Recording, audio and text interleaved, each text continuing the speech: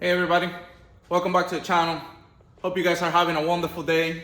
So I have here the O2 wagon one more time.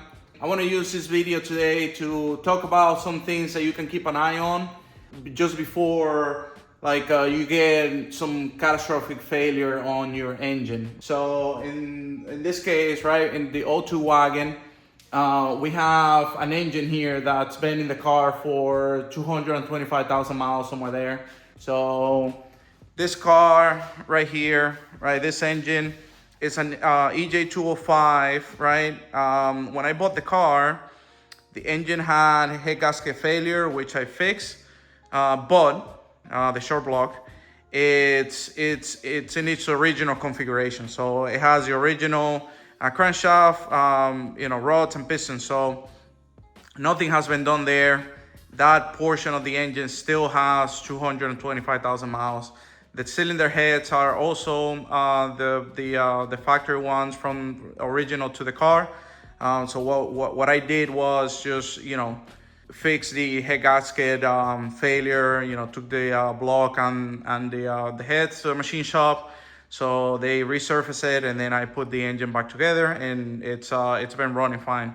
But yeah, some of the things that I want to talk about is what can you keep an eye on, if you have a car like this old, right, an engine with a lot of miles and modifications, what things can you keep your eye on to having a catastrophic engine failure, right? Because when you start hearing about, a lot, particularly in these engines, in the flat four from Subarus, rot knock and that type of stuff.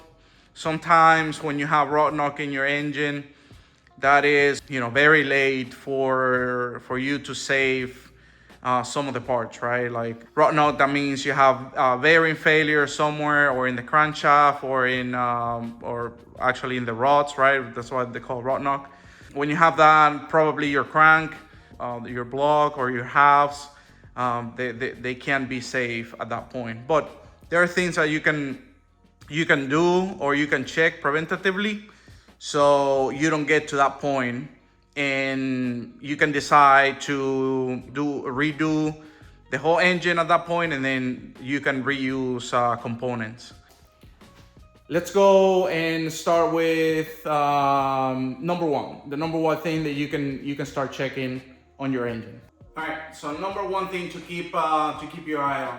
Every time that you do an oil change, my recommendation would be to check, like if you have your tray like this, check on top of it with a flashlight, just to see, if you have any sparkly metal debris, right? So usually the bearings, when they flake, you're gonna see like the copper color, right, or gold color. You're gonna see it on the oil. So the oil will be very, very shiny. That will be the first thing that will start letting you know that you're about to have some type of bearing failure. Could be main bearing, it could be rod bearing, right? And that is kind of like the first symptoms of having knocking on your engine. Always keep an eye on your oil. Try to make sure you use synthetic oil of good quality on your engine. Make sure that you do it at a good interval between 3,000 and 5,000 miles. Also, if you track the car, you gotta keep a closer eye to your oil. Like every time you do a track section, maybe would be a good idea to replace the oil. Number one is always look at the oil, because that's where making contact with all your assembly inside the engine. So number one, keep an eye on the oil. Let's go to number two. All right, so number two, that would be listening to your car when you're cranking to start to detect low compression. So when you're cranking the car, if you feel like the cranking is like you don't feel any resistance, right, from the starter trying to push the pistons, then that probably means that you have low compression on your engine and something has failed. So probably the rings have failed, or the ring lands have failed, but probably something like that means that you would have low compression. So let me show you how this car sounds when you turn it on, and then I'll put a video of a car, how it sounds cranking when it has low compression.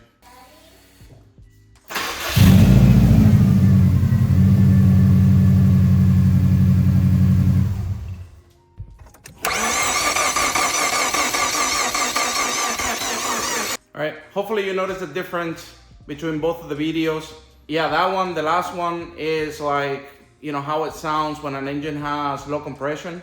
Obviously, you know, there's a difference because I have fuel and spark. That engine probably they took, yeah, the ignition plugs, and that's why it never starts. So all it does is crank, right? That's my assumption. But in my car, obviously, I have all that connected, so it started right away. But you can kind of like hear the starter, pushing the engine, right? Like it has to work harder to get the car running. And on the second video, you can see that the start is just like, it spins the engine very very quick because it doesn't have any pushback from the piston. So, all right. So number 3 would be check your blow-by, right? If your car has like excessive blow-by means that a lot of the compression, it's escaping the cylinders and then it's going into your into the interior of your engine where the oil is supposed to be, right? So it's pressurizing that area of the engine. So the way that you will know this, you can take the oil cap off with the car running. You can take the oil cap off, and then with the car running, you can actually see, like the pressure and vent. You can feel the vent kind of like coming from it, right? Like a pressure, like every time, the car does a cycle, you can feel this thing pumping. You can see smoke coming out sometimes, but yeah, that is a symptom that, your car is, it's losing compression from the pistons to the internal of the engine. So that would be number 3 that you can check on. All right, so the 4th thing that you can keep an eye on your engine just to make sure that it's running healthy is the coolant reservoir, right? So not just with Subarus, but any engine, this could happen with any engines, but on this car, which is how I bought it actually, the way that I know that I had head gasket failure is the compression was actually leaking towards the coolant side, to the coolant passages of the block. And what that did was pressurize the cooling system, and you will see air bubbles coming out in the reservoir tank. So the reservoir tank will get coolant bubbles. Also, that air, right, that gets inside the cooling system causes the engine to overheat or create like overheating situations. Like that bubble of air passes through the coolant sensor. You see that the actual temperature will skyrocket, and then it'll come back down. And then every time you get like a pulsation of air inside the cooling system, then you get the temperature going up and then going down. But mostly you'll see that on the reservoir tank, that you'll see all the bubbles coming out. That means that you had head gasket failure, or that you're getting towards the head gasket failure. So number 5, and this is pretty much kind of like at the end of the lifespan of the engine, right? So if you start hearing like knocking sound from the engine, so at that point, if you start hearing that type of noise, that means that probably, your rod bearings or your main bearings have failed or are about to totally fail, right? You can, their engines, you can hear it at certain RPMs, right? Like it's not present on like the whole band of RPMs, but when you start hearing them right away, then my recommendation is, stop the engine, don't run it anymore. That way, there is a possibility that you can still save some parts out of it. Possibly you can save the block, or possibly you can save the crankshaft, right? But if you keep running it, right, and you keep creating heat, Because the issue is at that point is that the engine has created so much heat, right? And with the thermal expansion of, you know, the parts, the rod and the crank, right? And the actual bearing, the bearing had heated so much that there's no more space for the film of oil to be in and, you know, keep that gap between components. So at that point you start getting metal to metal contact, and that's it, you're toast. So the longest you run it like that, then the more damage you make to your engine. So as soon as you start hearing some, you know, clacking or you know, knocking sound, then my suggestion will be stop the engine and then let's start assessing the situation. That way you might be able to save some parts. If you want to do a rebuild, you might be able to save some parts. If not, if you keep running it, there's a high possibility that the engine would lock, and then you might have a rod coming out somewhere in your engine, and then, you know, the block is toast.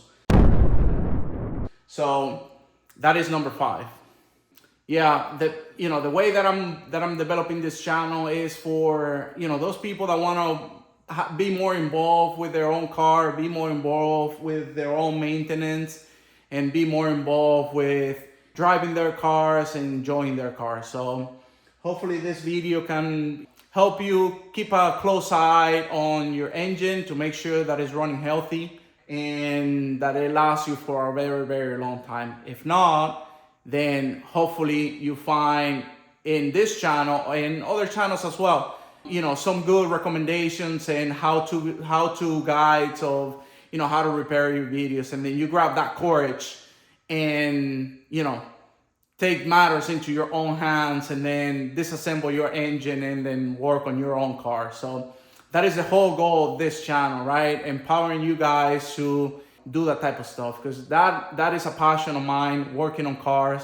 And I hope that that is a passion for you guys as well. Or I want to develop that passion for you guys. So hope you liked the video today. Next one I'm going to do is I'm going to talk about the things that are actually wrong with this car. There are some items that I want to fix just to make the car, you know, a little bit better, make the car, you know, last longer and, you know, save kind of like the body of the car, right? The frame and all that, you know, the rust. So yeah, that'll be the next video coming out soon with content in regards to this car. And I have another review video coming out soon for another car that I have here. So yeah, I'll see you guys on the next one. Peace.